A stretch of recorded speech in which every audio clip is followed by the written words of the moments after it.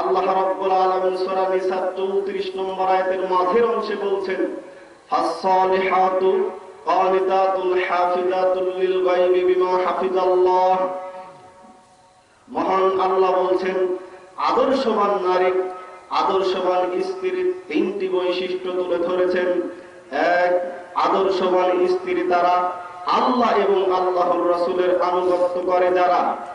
দুই, স্বামীর আনুগত্য করে যারা আদর্শবান স্ত্রী তারা। তিন, লোকচক্ষুর অন্তরালে স্বামীর সতীত্ব এবং সম্পদের হেফাজত করে যারা আদর্শবান স্ত্রী তারা।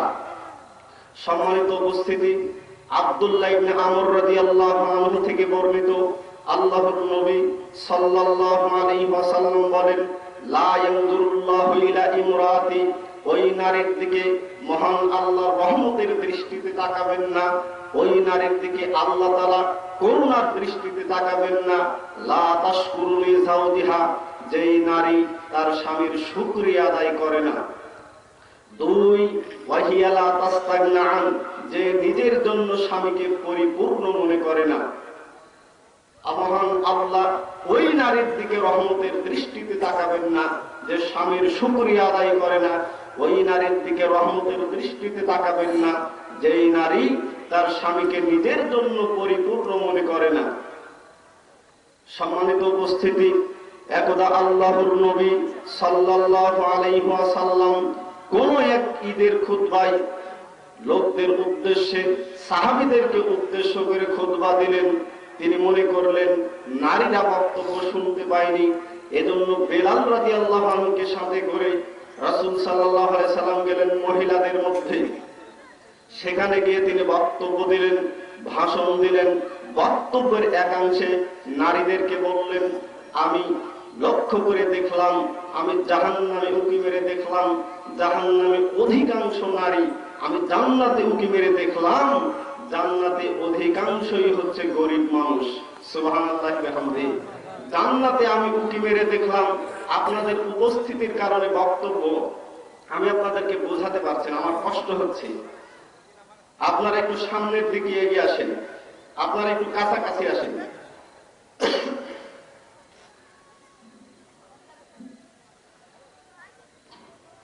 আল্লাহর নবী নারীদেরকে উদ্দেশ্য করে বললেন, আমি জান্নাতে উঁকি মেরে দেখলাম, জান্নাতের অধিকাংশই হলো গরিব মানুষ। আমি জাহান্নামে উঁকি মেরে দেখলাম, অধিকাংশই হচ্ছে নারী। নারীরা জিজ্ঞাসা করলো, আল্লাহর নবী, নারীরা এত জাহান্নামের কারণ কি? তখন আল্লাহর নবী বলছেন, কারণ আছে। এক, তোমরা বেশি বেশি অভিশাপ করো। দুই, তোমরা স্বামীর নাশুকরিয়া করো। নারীরা এত জাহান্নামের কারণ হলো তারা বেশি বেশি নাশুকরিয়া করে স্বামীর, তারা বেশি বেশি অভিশাপ করে। আপনার 10 বছর সংসার জীবনের একটা চিত্র দেখাই। 10 বছর যাবত আপনি আপনার স্ত্রীর সাথে সংসার করেছেন। আপনি চাকরিজীবী মানুষ, আপনার স্ত্রী আপনাকে 5 থেকে 7 বছর আগে বলেছিল, এবার ঈদে যদি ভালো বোনাস পাও তাহলে একটা বালুচরি শাড়ি কিনে দিতে হবে। আপনার স্ত্রীকে আপনি তাই দিয়েছিলেন। এর পরের বছরে আপনার স্ত্রী আপনাকে বলেছিল, এবার যদি ঈদে বোনাস পাও তাহলে এবার একটা পাগলু শাড়ি কিনে দিতে হবে। আপনি সেটাও দিয়েছিলেন। এর পরের বছরে আপনার স্ত্রী আপনাকে বলেছিল, এবার ঈদে বোনাস পেলে একটা কিরণ কিনে দিতে হবে। আপনি সেটাও দিয়েছিলেন। এর পরের বছরে আপনার স্ত্রী আপনাকে বলেছিল, এবার যদি ঈদে বোনাস পাও তাহলে এবার একটা ঝিলিক কিনে দিতে হবে। আপনি সেটাও দিয়েছিলেন। আপনার স্ত্রীর পরের বছরে আপনাকে বলেছিল, এবার যদি ঈদে বোনাস পাও তাহলে এবার একটা পাখি কিনে দিতে হবে। আপনি সেই পাখিও কিনে দিয়েছিলেন। এর পরের বছরে আপনার স্ত্রী আপনাকে বলেছিল, পহেলা বৈশাখের ভাতা পেলে এবার একটা লাল হলুদ কমলা ডুকি তবলাওয়ালা একটা শাড়ি চাই। আপনার স্ত্রীকে আপনি এই লাল হলুদ কমলা ডুকি তবলাওয়ালা মাছ অঙ্কন করা একটা পহেলা বৈশাখের শাড়িটাও কিনে দিয়েছিলেন।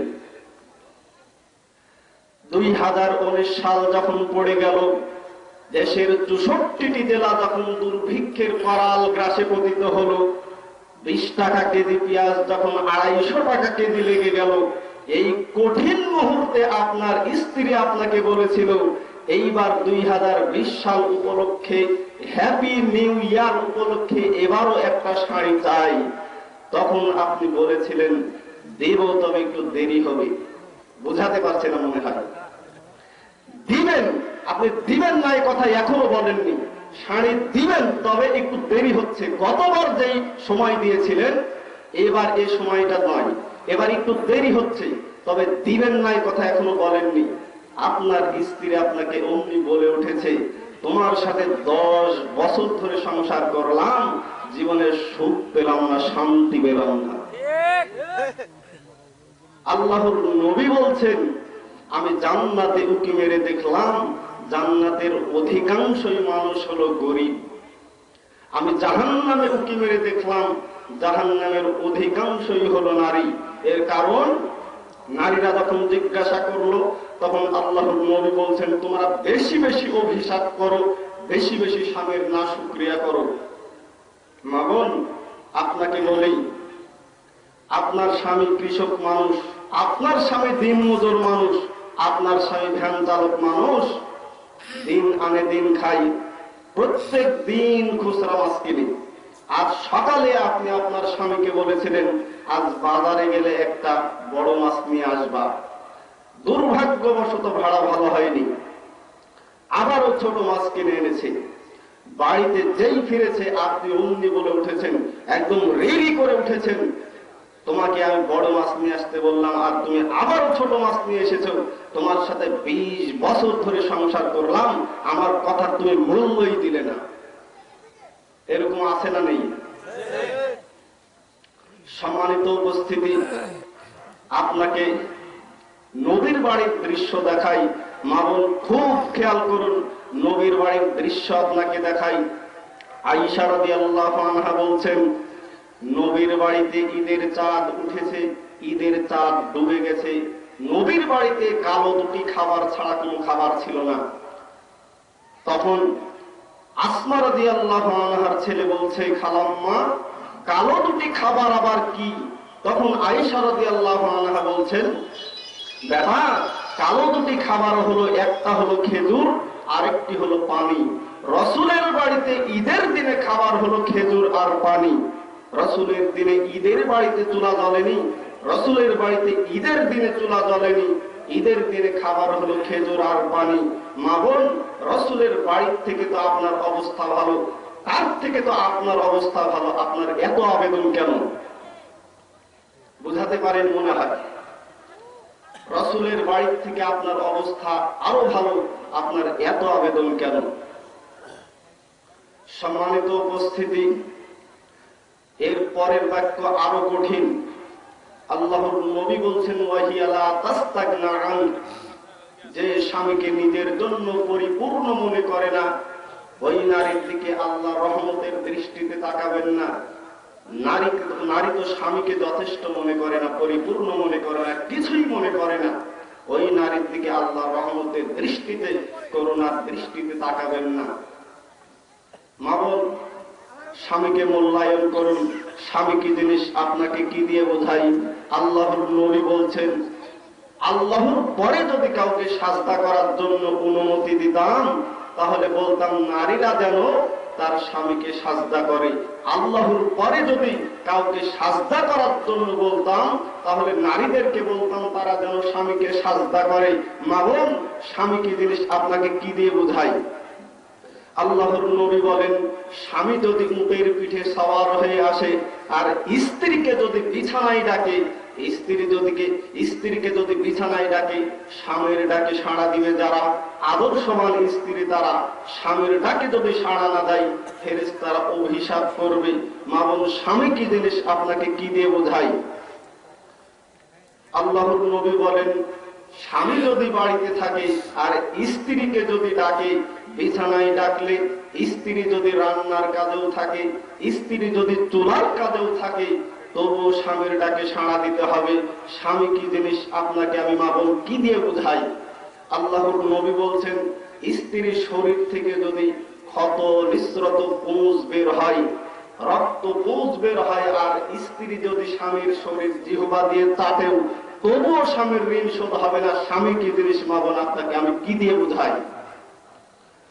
সম্মানিত উপস্থিতি, আল্লাহর নবী সাল্লাল্লাহু আলাইহি ওয়াসাল্লাম বলেন, আব্দুল্লাহ ইবনে আব্বাস রাদিয়াল্লাহু আনহু থেকে বর্ণিত, আল্লাহর নবী বলেন, আমি কি তোমাদেরকে বলে দেব না জান্নাতে কারা যাবে? জান্নাতে কারা যাবে তাদের সম্পর্কে কি অবহিত করব না? নবী জান্নাতি, সত্যবাদী জান্নাতি, শহীদ জান্নাতি, আল্লাহর উদ্দেশ্যে দ্বীনী ভাইয়ের সাক্ষাৎকারী জান্নাতি। আল্লাহর নবী বলেন, আমি কি তোমাদেরকে জান্নাতের অধিবাসীর সম্পর্কে বলে দেব না? বন্ধু ভাবাপন্না স্নেহ পরায়ণা স্ত্রী জান্নাতি, স্বামীর প্রতি বারংবার গভীর প্রেম ভালোবাসা বিনিময়কারিণী জান্নাতি। 3, বেশি বেশি সন্তান প্রসবকারিণী জান্নাতি। 4, স্বামী যখন রাগান্বিত হয়, স্বামী রাগান্বিত হলে স্বামীর হাতে হাত রেখে বলে, স্বামী আমি ততক্ষণ পর্যন্ত খাবো না যতক্ষণ পর্যন্ত তুমি আমার প্রতি সন্তুষ্ট না হবে। দেখেন তো আপনার বাড়িতে যেটা আছে মিলে নাকি? মিলছে নাকি? আল্লাহর নবী বলছেন, স্ত্রী যদি, স্বামী যদি রাগান্বিত হয় আর যে স্ত্রী স্বামীর হাতের ভিতরে হাত রেখে বলে, স্বামী আপনি যতক্ষণ পর্যন্ত আমার প্রতি খুশি না হবে ততক্ষণ আমি খাবো না। খাবার রেডি করেছে, আপনার স্ত্রী খাবার রেডি করে আপনাকে বলছে, আব্দুল্লাহ আব্বা এসো খেয়ে দাও। আপনি রাগান্বিত অবস্থায় বলেছেন খাবো না। আপনার স্ত্রী অমনি বলে উঠেছে, তুমি খাইলে খাও, না খাইলে না খাও, আমি না খেয়ে থাকতে পারবো না। দেখেন তো এই নারী জান্নাতে কি? কথা বোঝাতে পারছে না মনে হয়। আল্লাহর নবী বলছেন, ওই নারী জান্নাতি। স্বামী যখন রাগান্বিত থাকে তখন স্বামীর হাতের ভিতরে হাত ঢুকিয়ে বলে, স্বামী গো তুমি যতক্ষণ পর্যন্ত আমার প্রতি খুশি না হবে, রাজি না হবে, সন্তুষ্ট না হবে ততক্ষণ পর্যন্ত আমি খাবো না। আর আপনারটা আমারটা বলছে, তুমি খাইলে খাও, না খাইলে না খাও। সম্মানিত উপস্থিতি, আবু হুরায়রা রাদিয়াল্লাহু আনহু থেকে বর্ণিত, আল্লাহর নবী সাল্লাল্লাহু আলাইহি ওয়াসাল্লামকে জিজ্ঞাসা করা হলো, ইলালি রাসূলিল্লাহি সাল্লাল্লাহু আলাইহি ওয়াসাল্লাম। আবু হুরায়রা রাদিয়াল্লাহু আনহু বলেন, আল্লাহর নবীকে জিজ্ঞাসা করা হলো, আইয়ুন নিসা খায়র, কোন নারী উত্তম? তখন আল্লাহর নবী বললেন, তাসুরুহু ইদা নাযারা ইলাইহা, এক, ওই নারী উত্তম যেই নারী তার স্বামীকে খুশি করতে পারে, ওই নারী উত্তম। স্বামী যখন স্ত্রীর দিকে তাকায়, তাকালেই স্ত্রী তার স্বামীকে খুশি করতে পারে, ওই নারী উত্তম। স্ত্রী তো স্বামীকে খুশি করতে পারে না, স্ত্রী খুশি করে পাড়ার মানুষকে। স্বামী যতক্ষণ বাড়িতে থাকে স্ত্রী ততক্ষণ গাল মুখ ভারী করে থাকে না, এরকম নেই? স্ত্রী স্বামীকে খুশি করতে পারে না, খুশি করে পাড়ার মানুষকে। স্বামী যখন বাড়িতে থাকে, যতক্ষণ থাকে ততক্ষণ গাল মুখ ভারী করে থাকে। স্বামী যখন বাইরে যায় তখন বউ বাইরে যায়, গোটা পাড়া টহল দেয়।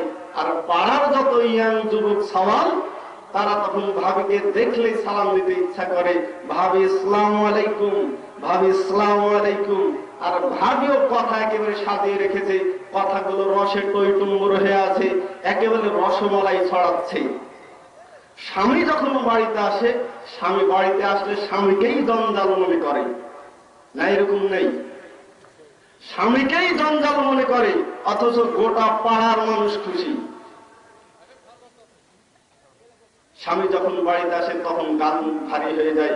মা বোন, স্বামী যখন আপনার দিকে তাকাই তখন আপনি যদি স্বামীকে কথা বলে আপনার মিষ্টি চেহারা দেখিয়ে যদি খুশি করতে পারেন, আল্লাহর নবী বলছেন এই নারী হলো উত্তম নারী। 2, ওয়াতুতিউহু ইদা আমারা, স্বামী যখন আদেশ করে তখন স্বামীর আদেশ যথাযথ পালন করে, এই নারী উত্তম।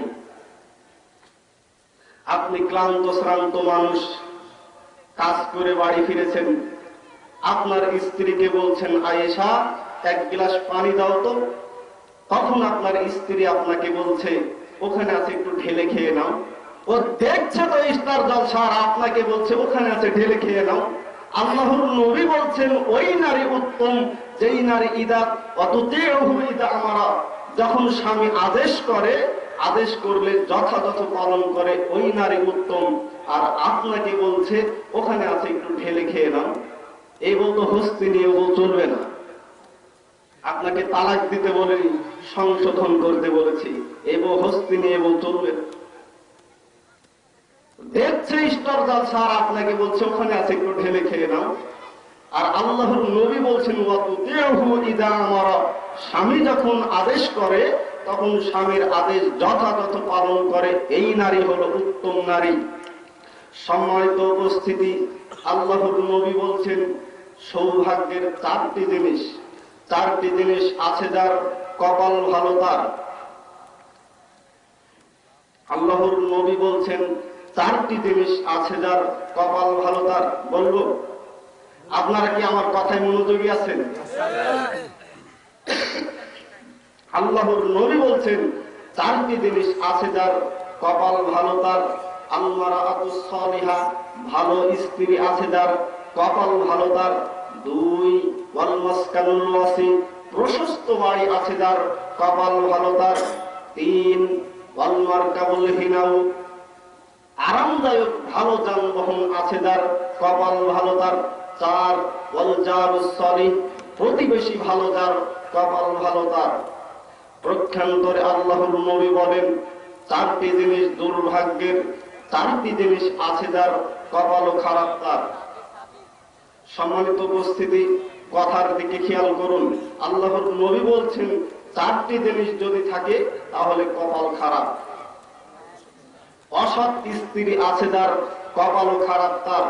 স্ত্রী যদি ভালো না হয়, যার ভালো না সেই জানে এর জ্বালা কত। যারা যুবক, যারা এখনো বিয়ে করেনি তারা এটা বুঝতে পারবেন না। স্ত্রী যার খারাপ, যার স্ত্রীর অসতী, সেই জানে এর জ্বালা কত। এর ব্যাখ্যারই প্রয়োজন নেই। 2, ওয়াল জারুস সালিহ, সৎ উপযুক্ত প্রতিবেশী আছে যার কপাল ভালো তার। প্রতিবেশী যদি ভালো হয় কপাল ভালো, এটা সৌভাগ্যের লক্ষণ।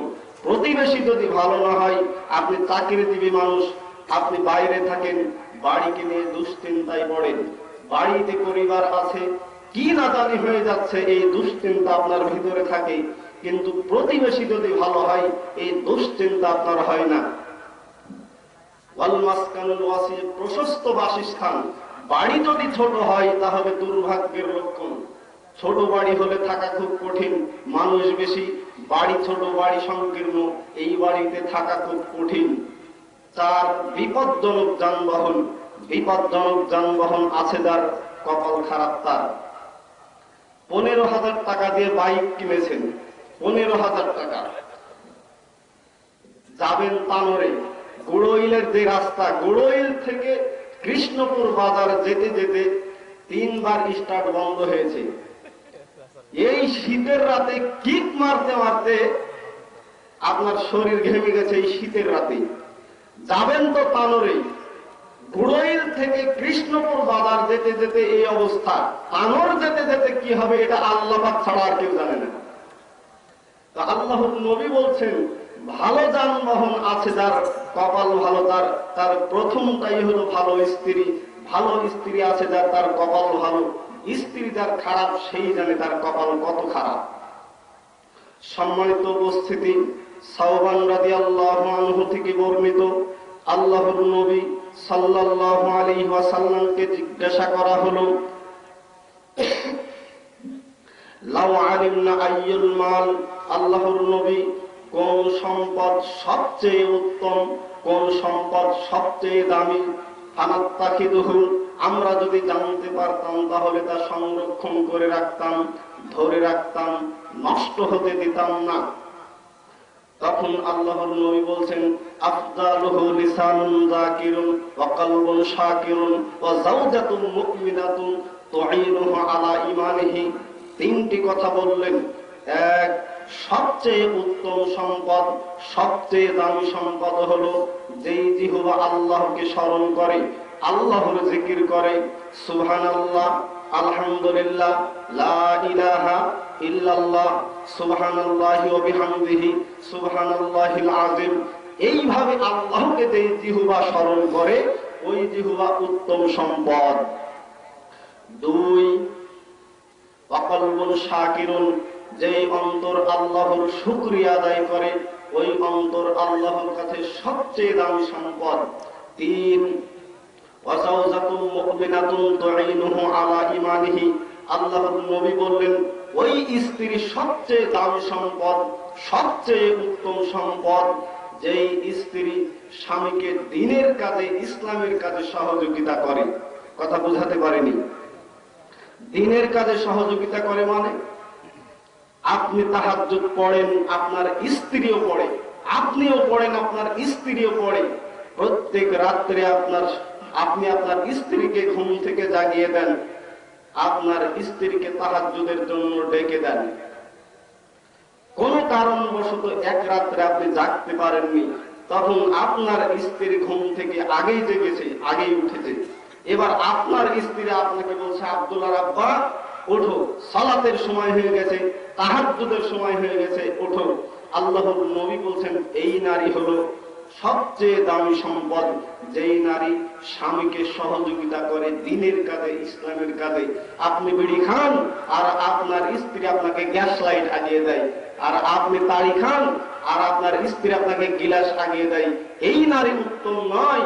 আল্লাহর নবী বলছেন ওয়াজাওজাতুম মুমিনাতুন তুঈনুহু আলা ঈমানিহি, ওই নারী উত্তম যেই নারী তার স্বামীকে দ্বীনের কাজে, ইসলামের কাজে, ভালো কাজে সহযোগিতা করে। সম্মানিত উপস্থিতি, আল্লাহর নবী সাল্লাল্লাহু আলাইহি ওয়াসাল্লাম আদর্শবান নারীদের কথা বললেন। নারীরা যদি 4টি কাজ করে তাহলে জান্নাতের যে কোনো দরজা দিয়ে প্রবেশ করতে পারবে। নারীরা যদি 4টি কাজ করে তাহলে যে কোনো দরজা দিয়ে প্রবেশ করতে পারবে। জান্নাত হলো একটা, দরজা হলো 8টা। জান্নাত হলো একটা, দরজা হলো 8টা। 8টি দরজার মধ্য থেকে যে কোনো দরজা দিয়েছে নারীরা প্রবেশ করতে পারবে যদি 4টি কাজ করে। বলবো? আল্লাহর নবী বলেন ইদা সাল্লাত খামসাহা, 5 ওয়াক্ত সালাত আদায় করবে যারা জান্নাতে যাবে তারা। 2 ওয়াসামাত শাহরাহা, রমজান মাসে সিয়াম পালন করবে যারা জান্নাতে যাবে তারা। 3 ওয়াহসানাত ফারজাহা, লজ্জা স্থানের হেফাজত করবে যারা জান্নাতে যাবে তারা। 4 ওয়াআতাআত বালাহা, স্বামীর আনুগত্য করবে যারা জান্নাতে যাবে তারা।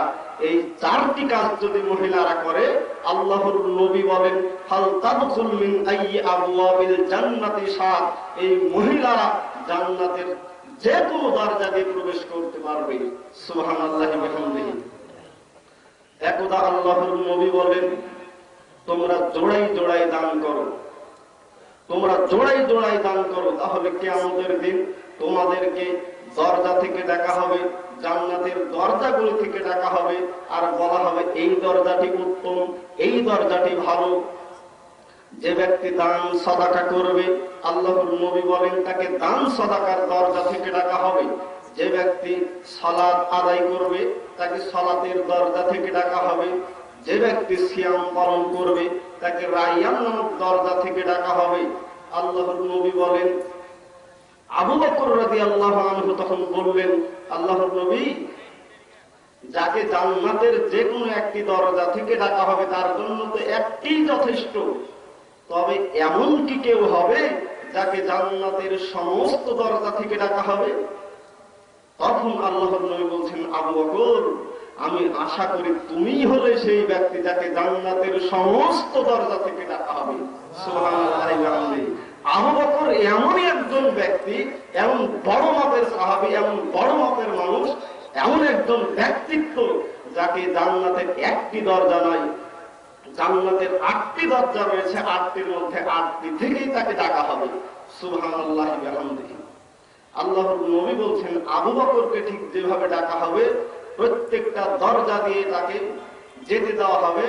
নারীরা যদি 4টি কাজ করে, ইদা সাল্লাত খামসাহা, 5 ওয়াক্ত সালাত আদায় করে, ওয়াসামাত শাহরাহা, রমজান মাসে সিয়াম পালন করে, ওয়া আহসানাত ফারজাহা, লজ্জা স্থানের হেফাজত করে, ওয়া আতাআত বালাহা, স্বামীর আনুগত্য করে, আল্লাহর নবী বলছেন আবু বকরের মতো এই নারীদেরকে ফাল তাদখুল মিন আইয়ি আবওয়াবিল জান্নাতি শাআত, জান্নাতের 8টি দরজাই তাদের জন্য খোলা থাকবে, যে দরজা দিয়ে ইচ্ছা প্রবেশ করতে পারবে।